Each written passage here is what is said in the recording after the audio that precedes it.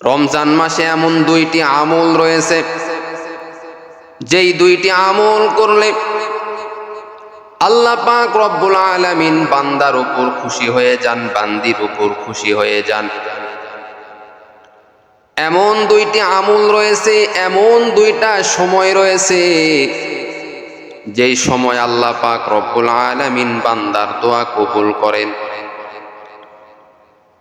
এক নাম্বার হলো তাহাজ্জুদের নামাজ। রমজান মাসে যদি কোনো বান্দা সাহরি খাওয়ার জন্য ওঠার পরে এইবার 2 রাকাত যদি নামাজ আদায় করে, 2 রাকাত যদি নামাজ আদায় করে তাহাজ্জুদের নামাজ, আল্লাহ পাক রব্বুল আলামিন বলেন, কুল ইয়া ইবাদিয়াল্লাযীনা আসরাফু আলা আনফুসিহিম লা তাকনাতু মির রাহমাতিল্লাহ। বান্দা যদি তুমি তাহাজ্জুদের সময় উঠিয়া যদি বান্দা তুমি 2 রাকাত নামাজ আদায় করার পরে যদি আল্লাহ পাক রব্বুল আলামিনের কাছে দোয়া করো, আল্লাহ পাক রব্বুল আলামিন ওই সময় প্রথম আসমানে এসে বলে, বান্দা কার কি চাওয়ার আছে আমি আল্লাহর কাছে চাও, আমি আল্লাহর কাছে চাইলে আমি আল্লাহ তোমাকে দিয়া দিব। এজন্য তাহাজ্জুদের নামাজ পড়া রমজান মাসে সহজ। বলে তাহাজ্জুদের নামাজ এমন একটি নামাজ, এই নামাজের গুরুত্ব অনেক বেশি, ফজিলত অনেক বেশি। এই নামাজ এমন একটি নামাজ, 5 ওয়াক্ত নামাজের পরে সবথেকে গুরুত্বপূর্ণ নামাজ হলো তাহাজ্জুদের নামাজ। বলে বান্দাই তাহাজ্জুদের নামাজে আল্লাহর কাছে তুমি যা চাইবা আল্লাহ তাআলা তাই তোমাকে দিয়া দিবেন। তোমার পরিবারের মধ্যে অভাব, তাহাজ্জুদের সময় উঠিয়া আল্লাহর কাছে 2 হাত উঠাইয়া আল্লাহকে বলো, হে মালিক তুমি আমার পরিবারের অভাব অনটন দূর করে দাও। তোমার সন্তান তোমার কথা শোনে না, 2 রাকাত তাহাজ্জুদের নামাজ পড়ার পরে আল্লাহকে বলো, হে মালিক আমার সন্তান যেন আমার কথা শুনে সেই ব্যবস্থা করে দাও। আল্লাহ তাআলা বলেন, এই তাহাজ্জুদের নামাজ এতটাই গুরুত্বপূর্ণ নামাজ, আল্লাহ তাআলা বলেন, বান্দা এই তাহাজ্জুদের নামাজ তোমরা ছাড়িও না, সর্বদা তাহাজ্জুদের নামাজ আদায় করো। কারণ এই তাহাজ্জুদের সময় সব মানুষ ঘুমায়া থাকে। আল্লাহর বিশেষ বান্দা, নেককার বান্দা, তারা এই তাহাজ্জুদের সময় ঘুমায় না, বরং আল্লাহর কাছে দোয়া করে, আল্লাহর কাছে বলে, হে মালিক তুমি আমার এই সমস্যা দূর করে দাও, সেই সমস্যা দূর করে দাও। আল্লাহ তাআলা বলেন, যারা আমি আল্লাহর ওলি হয়েছে, যারাই আল্লাহওয়ালা হয়েছে দুনিয়ার বুকে, কোন মানুষ তাহাজ্জুদের নামাজ ছাড়া আল্লাহর ওলি হতে পারে নাই। এজন্য তাহাজ্জুদের নামাজটা গুরুত্ব সহকারে আদায় করতে হবে। আর এই রমজান মাস, এই মাসে সাহরি খাওয়ার জন্য ওঠার পরে যদি 2 রাকাত নামাজ আদায় করার পরে আল্লাহর কাছে আপনার যা কিছু চাওয়ার দরকার আল্লাহর কাছে আপনি চাইবেন, চাইতে দেরি হবে, আল্লাহ দিতে দেরি করবে না। কারণ আল্লাহ তাআলা বলেন, এই রমজান মাসটা হলো দোয়া কবুলের মাস, এই রমজান মাসটা হলো আমলের মাস, আমলে কাটানোর মাস। এই মাসটা হলো বান্দা তোমার ভাগ্য পরিবর্তনের মাস। এই মাসে বান্দা যদি তুমি আল্লাহর দরবারে আমল করতে পারো, রমজানের রোজাটা ঠিক মতো যদি আদায় করো এবং 5 ওয়াক্ত নামাজ যদি জামাতে আদায় করো, আল্লাহ বলেন, ও বান্দা আমি আল্লাহ তোমাদের পূর্বের যত গুনাহ আছে সব গুনাহ আমি আল্লাহ মাফ করে দিব। মাকুন সুসুতি নামাজে পাঞ্জে গানা ফাওয়াইলুল লিল মুসাল্লিন আল্লাযিনা মুমিনারা ইনামাজ ইমদাদে দা ইস্তাইনু আয়াতে কুরআন বখা আয়াতে কদ আফলাহা রয়াদেকুন কৌরুকুন্দর মানি আসদিন সদিকুন। এই রমজান মাসে 2 নাম্বার আমল হলো বান্দা ইফতারিকে সামনে রেখে আল্লাহ তাআলার কাছে দোয়া করা। আল্লাহ তাআলা বলেন, ইফতারিকে সামনে রেখে যদি কোনো বান্দা দোয়া করে, আল্লাহ তাআলা এই দোয়াটা দ্রুত কবুল করে নেয়। কারণ রোজাদারের দোয়া আল্লাহ তাআলা খালি হাতে ফেরত দেয় না। আল্লাহ তাআলা বলেন, বান্দা এই ইফতারিকে সামনে রেখে যদি বান্দা তোমার যা কিছু চাওয়ার দরকার আমি আল্লাহর কাছে যাও, আমি আল্লাহ এই ইফতারির এই রোজা রাখার কারণে আমি আল্লাহ তোমার দোয়া কবুল করে নিব। এজন্য ইফতারিকে সামনে রেখে দোয়া করার কথা হাদিসে এসেছে। আল্লাহ রাসূল সাল্লাল্লাহু আলাইহি ওয়াসাল্লাম বলেন, ওই ব্যক্তির জন্যই সুসংবাদ যারা রমজান মাসটা পাইল এবং তাদের গুনাহ মাফ করে নিতে পারলো আল্লাহর কাছ থেকে। রমজানটা পাওয়ার পরে আমলে কাটাইল। রমজানটা পাওয়ার পর বান্দা নামাজে কাটাইলো, রোজার মাধ্যমে কাটাইলো, কোরআন তেলাওয়াতের মাধ্যমে কাটাইলো, ওই ব্যক্তি হলো সব থেকে বড় বুদ্ধিমান। এজন্য রমজান মাস আপনাকে আমাকে আমলের মাধ্যমে কাটাইতে হবে, হেলাই খেলাই কাটানো যাবে না।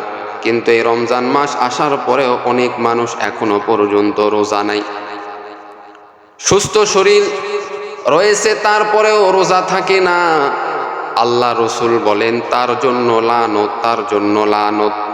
যারা রমজান পাওয়ার পরেও ইচ্ছাকৃতভাবে রোজা রাখে না, ইচ্ছাকৃতভাবে রোজা ভঙ্গ করে, তার জন্য লানত রয়েছে।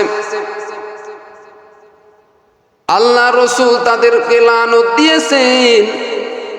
এজন্য বান্দা রমজান মাসটা আমাদেরকে হেলাই খেলাই কাটাইলে হবে না। এই রমজান মাসটা আমাদেরকে আমলে কাটাইতে হবে, নামাজের মাধ্যমে কাটাইতে হবে, কোরআন তেলাওয়াত করতে হবে। বান্দা যদি এই রমজান মাসে একটা নফল ইবাদত যদি করো, তাহলে ফরজ ইবাদত করার সওয়াব আমার আল্লাহ তোমার আমলনামায় দিয়া দিবেন। আর যদি একটা ফরজ ইবাদত করো, 70টা ফরজ ইবাদত করলে যেই নেকি সেই নেকি আমার আল্লাহ তোমাকে দিয়া দিবেন। এজন্য রমজান মাসে বেশি বেশি নফল ইবাদত করো, বেশি বেশি কোরআন তেলাওয়াত করো। যদি বান্দা তুমি যদি বেশি বেশি কোরআন তেলাওয়াত করো, একটা অক্ষর পড়লে যে 10টি করে নেকি আমার আল্লাহ তোমাকে দিবেন। আল্লাহ তাআলা বলেন, এই রমজান মাসে যদি তুমি বান্দা একটি হরফ যদি তুমি পড়ো, তাহলে আমি আল্লাহ এত নেকি দিব, এত নেকি দিব, বান্দা যা তুমি গুণে শেষ করতে পারবে না। এজন্য বাবা রমজান মাসটা আমলে কাটাইতে হবে। তারাই হলো বড় বুদ্ধিমান, যারা রমজান পাওয়ার পরে আমলে যারা কাটাইবে, নামাজের মাধ্যমে, রোজার মাধ্যমে, কোরআন তেলাওয়াতের মাধ্যমে যারা কাটাইবে, এরাই হলো সব থেকে বড় বুদ্ধিমান। এজন্য রমজান মাস আমার আপনার সামনে আসছে, এই মাসটা আমাদেরকে আমলের মাধ্যমে কাটাইতে হবে, রোজার মাধ্যমে, কোরআন তেলাওয়াতের মাধ্যমে কাটাইতে হবে। কারণ এই মাসেই আল্লাহ পাক রব্বুল আলামিন কোরআনুল কারীম নাজিল করেছেন। সুবহানাল্লাহ। আল্লাহ পাক রব্বুল আলামিন বলেন, আলিফ লাম মিম। আলিফ পড়লে বান্দা 10টি নেকি, লাম পড়লে 10টি নেকি, মিম পড়লে 10টি নেকি। এরকম ভাবে আমার আল্লাহ রমজান মাসে আরো দ্বিগুণের থেকে দ্বিগুণ নেকি তোমাকে আমাকে দিবেন আল্লাহ। এরে আল্লাহর বান্দা, তাহলে 2টা সময় আল্লাহর কাছে অনেক গুরুত্বপূর্ণ। 1 নাম্বার হলো তাহাজ্জুদের সময়, 2 নাম্বার হলো ইফতারিকে সামনে রেখে দোয়া করা। এই 2টা সময় আমার আল্লাহ দোয়া কবুল করে নেয়। এই 2টা সময় বড় গুরুত্বপূর্ণ সময়। এই 2টা সময় তুমি আল্লাহর কাছে দোয়া করো, আমার আল্লাহ পাক রব্বুল আলামিন অবশ্যই অবশ্যই তোমার দোয়া কবুল করে নিবেন। এই 2টা সময় বড় গুরুত্বপূর্ণ সময়। 1 নাম্বার হলো তাহাজ্জুদের সময়, অর্থাৎ সাহরির সময় দোয়া করলে আল্লাহ কবুল করে নেয়। 2 নাম্বার হলো ইফতারিকে সামনে রেখে দোয়া করলে আল্লাহ কবুল করে নেয়।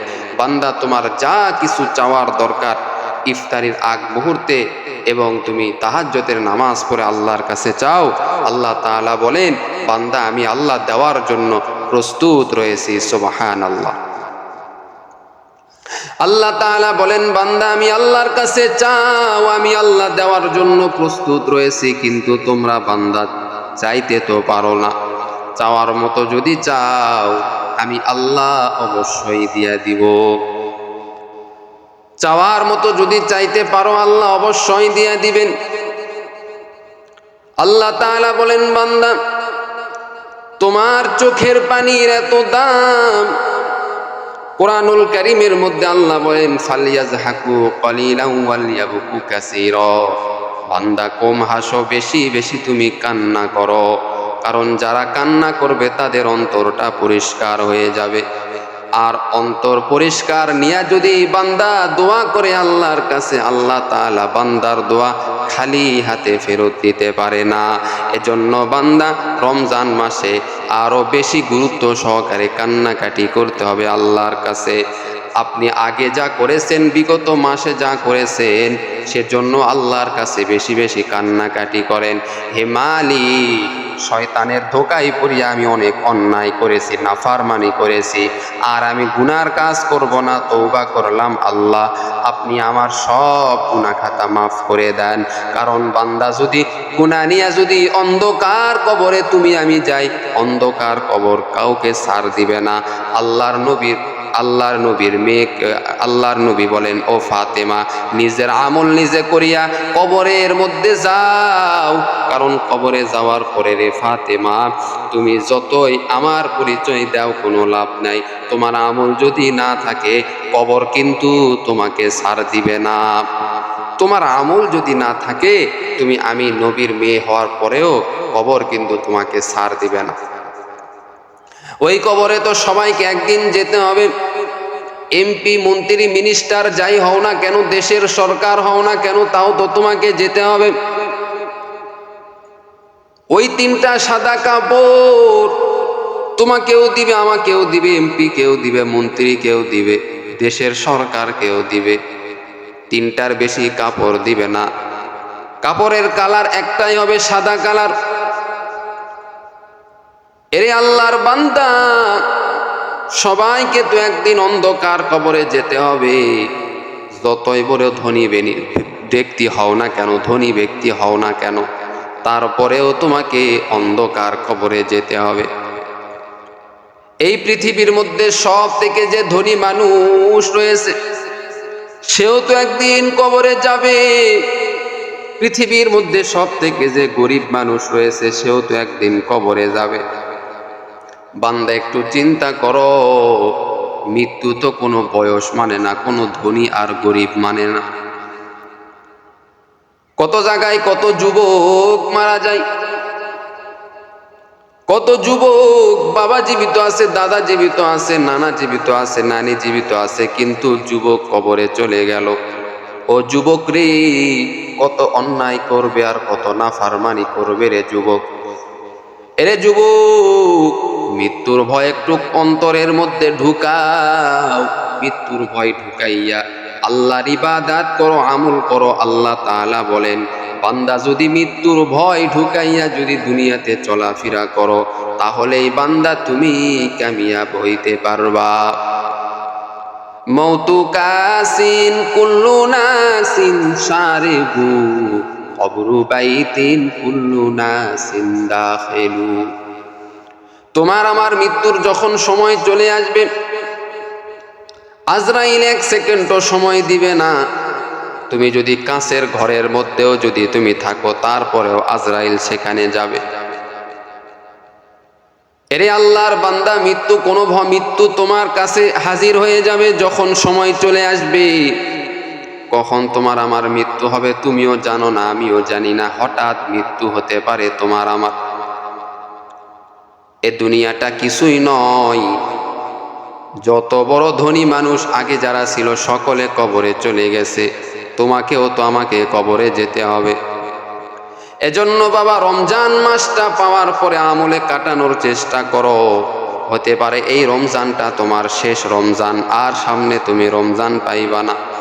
এজন্য এই রমজানটা গুরুত্ব সহকারে কাটানোর চেষ্টা করো, আমলের মাধ্যমে কাটানোর চেষ্টা করো। আল্লাহ বলেন ওই ব্যক্তি হলো বুদ্ধিমান যে কবরে যাওয়ার আগে, মৃত্যুর আগে নিজের আমল করিয়া অন্ধকার কবরে যায়।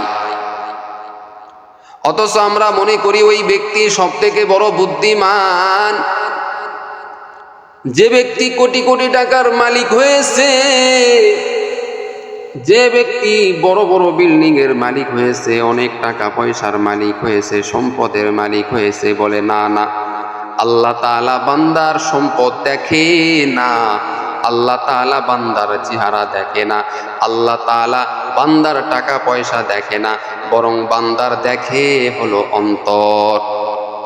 বান্দার চেহারাও দেখবে না, বান্দার টাকাও দেখবে না, বান্দার ক্ষমতাও দেখবে না, বান্দার দেখবে হলো আমল।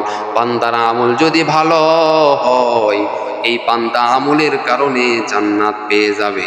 আর যদি আমল খারাপ হয়, আল্লাহ তাআলা বলবেন ফেরেশতা, এই বান্দার যতই টাকা থাকুক না কেন, যতই সম্পদ থাকুক না কেন, এই বান্দা দুনিয়াতে আমল করে নাই, অতএব এই বান্দাকে আর ছাড় দেওয়া হবে না, এই বান্দাকে ধরো, আর সময় দেওয়া হবে না। রমজান পাওয়ার পরেও এই বান্দা আমলে কাটাই নাই, এই বান্দা রমজান পেয়েছে তারপরেও হেলাই খেলাই কাটাইছে, ইচ্ছাকৃতভাবে রোজা ভঙ্গ করেছে, রোজা থাকবে সুস্থ শরীর, তারপরেও রোজা থাকে নাই, এই বান্দাকে ধরো, জাহান্নামের মধ্যে টেনে টেনে নিয়ে যাও। ফেরেশতারা এবার জাহান্নামের মধ্যে টেনে টেনে নিয়ে যাবে। এ যুবক, এরে আল্লাহর বান্দা, এজন্য রমজান মাসটা পেয়েছো, শুকরিয়া আদায় করিয়া এই মাসটা আমলে কাটাও রে বাবা। আল্লাহ বলেন বান্দা, এই রমজান মাসটা যারা আমলে কাটাইবে, আল্লাহ তাদেরকে রাইয়ান নামক জান্নাত দান করবে, এবং এই রোজার পুরস্কার আল্লাহ নিজে দিবেন, নিজ হাত দ্বারা আল্লাহ পুরস্কার দিবেন। আল্লাহর হাতে যদি পুরস্কার পেতে চাও, তাহলে বান্দায় রমজান মাসটা ইবাদতের মধ্যে কাটাও।